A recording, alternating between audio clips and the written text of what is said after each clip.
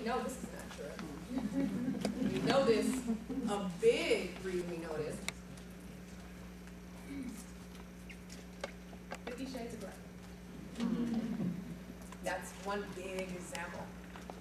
Those books, and I know everybody's heard of 50 Shades of Grey.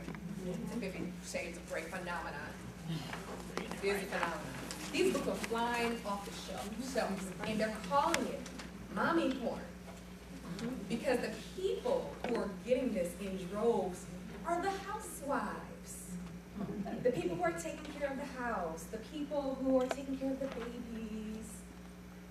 They're getting this trilogy, and they're talking about this book. And the reason they're talking about it is because it's titillating. And if you know anything about these books are all about sex all day, every day. That's all. You're not getting it to look at the literary value of this. If you're reading it, you're reading it because you want to read about the sex scenes. And almost every page is dripping with sex, and not just missionary. I mean, this is some incest, but that's not stopping people from reading it. People are interested because there's an inherent hunger almost. Because, ooh, well, tie her up like that. It wouldn't be bad. My man would tie me up like that, right? It's kind of like a fantasy almost. So women do think about sex. They think about sex awful. Second one, older people shouldn't have sex. This is awful. And we can see this. It's awful. We see this a lot in our statistics. This is the reason why a lot of, why we think the way we do about getting older, okay? Because we think about older people as being asexual. You know, my grandma's having sex, oh, that's gross. We think that way. Yeah, we think that way. You know, and so, you know, nursing homes, they're getting on board with understanding that elderly people have needs too, and they do in fact have sex, and they have good sex. As in fact, a lot of the statistics that we see about sex, where they say, oh, okay, and the people that they always list are the 20 to 50-year-olds. Well, according to a study with 20 to 50-year-olds, you all didn't survey anybody who's over 50? Don't they have sex too? So for a long time, the statistics were left out about people who are a little bit older. Not to say the 50's old, don't get me wrong here. But that they stopped at like 50 or even maybe even 55, something like that. But they didn't go too much further than that because everybody else apparently doesn't have sex. So now, within recent years, probably within the recent couple, the last couple decades ago, they're moving away from that. They're starting to inquire more about people who are more of an age and having sex still, incorporating them into the statistics. So the third one, women can be addicted to vibrators. Oh my God. This is a huge one, and I actually have both men and women who say this to me. Who the men, I don't want my wife to use a vibrator because she's going to be addicted to this. And I don't want her to, you know, so cool feelings of inadequacy there. But then there's also the women. I don't want to use a vibrator. I don't want to be addicted to it, okay? But the thing is, this is a fallacy. You can't be addicted to, you can be addicted to anything, okay? You're going to be no closer to being addicted to a vibrator as you are with any other thing, food, whatever it may be, okay? And I will give you these two statistics. The first one being, and these are true, the first one being women will orgasm at higher rates with self-stimulation with vibrators than they do with intercourse. This is true, okay? But it makes sense though, doesn't it? Because if you're stimulating yourself, you know where your feel-good parts are. It's common sense, it makes sense. I don't have to worry about the issues that I have in my body and, you know, kind of telling you, okay, well, to the right, to the left, and up, and okay, forget it. Just give it, you know? I don't have to worry about that. I can just do me, essentially. You know what I mean? So that's true. That's true that women do orgasm respond better when they're self-stimulating. Makes sense though, right? But the second thing, and this is where men relax, the statistic is for you.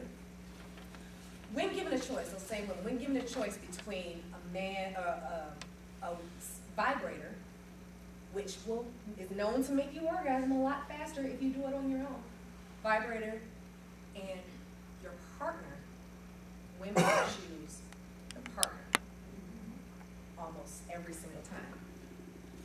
And that goes back to what we were talking about earlier. It's about connection. Sex is about intimacy. We're designed to want each other. We're not designed to have the machine. The machines are helpful. They're fun.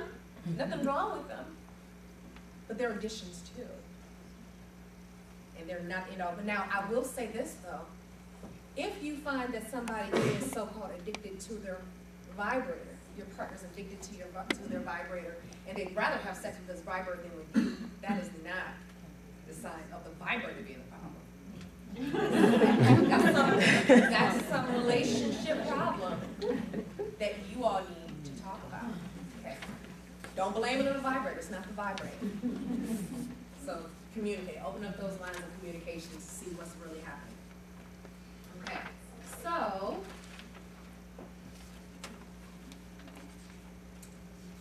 these are the myths. But we also have to look at how the media perpetuates unhealthy sex. And what I have is I've compiled a couple of photos that I just randomly picked offline where the media kind of aids in us having this unhealthy view of what sex is supposed to be. Okay, so this one. This is Sky Vodka. You see here. It's a man, he's standing over a woman, all masculine, he's fully clothed. She's not. She is nothing but breasts and feet, right? Next one. Look at that one. Dolce & Gabbana. Ooh, this is a sexy picture. They got in trouble with this one. Yeah. Yeah. Yeah, they did. And they put this one out. But look what it looks. What does this look like? This looks like, oh, she wants it. It doesn't look like that. No, but this looks like it could be, but look, she's arching her back inside because that's what she wants. They're holding it, you know. So we have to look at this, things like this, because even the most strong-willed person, over time, if you're banged in the head with this image over and over again, you start to think, well, shoot, this is what it means for me to be sexy. Men, this is what it means to me to be a man. You know, I need to take it and I need to hold her down and just rape mentality. Okay. I'm assuming that she's butt naked on the floor. Nothing but legs. What does that have to do with American Apparel? He's fully clothed though. I'm just looking at the shoes. Yeah. And maybe that's what they wanted. They wanted you to just look at the shoes. You know? But it also says something else. If you're healthy, you'll probably say, oh, okay, those shoes are nice. I can go out and get those, put those on my list. But in the back of your mind, you subconsciously take in these views. Okay. This one.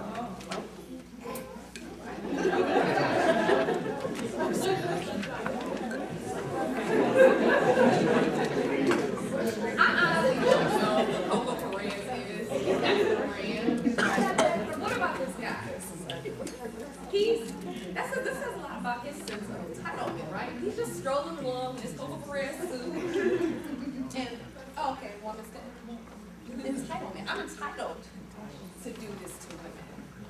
And a woman, she's enjoying it. Here, head back, thrown back, right? She's enjoying being violated in this way.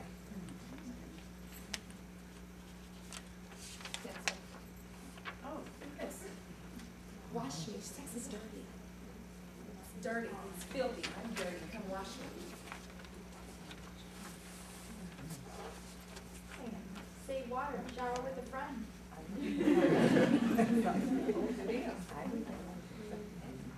Next one. I'm not here to talk about moral issues at all. Okay, so I'm not talking about this.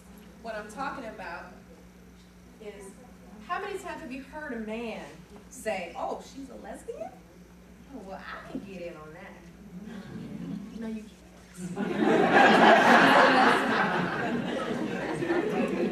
Okay. But isn't this how they see lesbians? This is what lesbians do, apparently. They strip off and they tongue each other down. Awful. And this is the stereotype, is what I'm talking about. I'm not talking about moral issues here. I'm talking about the stereotype. And I don't think that there are any religious junctions that talk about mistreating people. Okay. I think most religions talk about treating people with respect and whatever. So again, I'm not here to talk about moral stuff, but I'm saying that this message gets out and this determines how we think about gay people when we see them and we counter them. Oh, okay, she's probably going to tongue me down. I don't want to talk to her. Because I found out she's gay. Right? Not true. Because the stereotype. And it's funny because I actually I was trying to look for something derogatory about gay men, but luckily I couldn't find an ad that stereotyped gay men. But I did find this laughable, and I couldn't get it embedded. It was like a 2-minute video or a PSA commercial from the 50s. And it was kind of like this boy, he's hitchhiking, and it's black and white, he's hitchhiking, and then the announcer comes on, and little Timmy just wants to go home from practice, and he's taking a shortcut, and this man pulls up, and he gets in his car, and before you know it, you don't understand, this man has a sickness, and you've encountered homosexuality. And it's almost laughable, how overt the dislike is for it. And as laughable as it is, a lot of these stereotypes, people still have these stereotypes about gay men and women. Again, not talking about a moral issue, talking about treating people right, and talking about stereotypes and how the media aids in us thinking a certain way about these things. Okay. So, it's also in the name